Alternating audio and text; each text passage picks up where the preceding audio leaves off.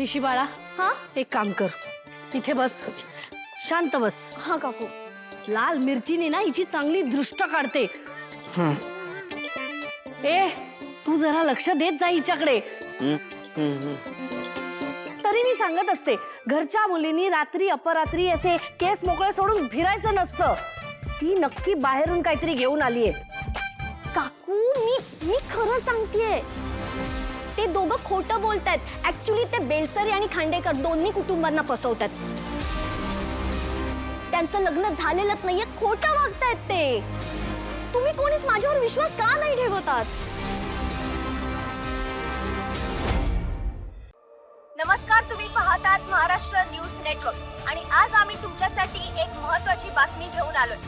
JPC medical फॅक्टरीमध्ये औषधांचा मोठा स्कॅम घडल्याचे पुरावे समोर येत आहेत आणि या फॅक्टरीमध्ये तयार होणाऱ्या औषधांमुळे अनेक लोकांना त्यांचे जीव सुद्धा गमवावे लागले आहेत. या फॅक्टरीचे मालक किशोर चंद्र राऊत हे देश सोडून पळून गेल्याची माहिती समोर येत आहे.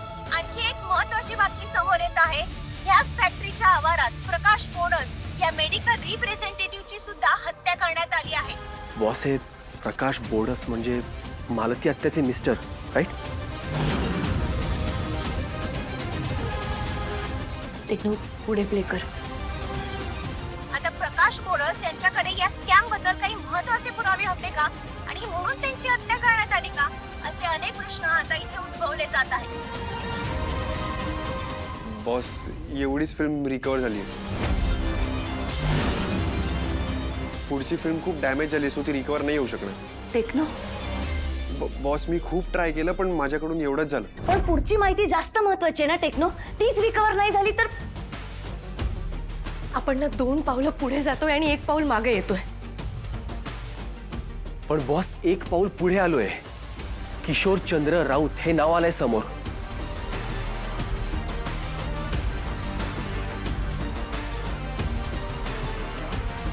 कोण आहेत हे मिस्टर राऊत? मी इनिशियल सर्च केलाय.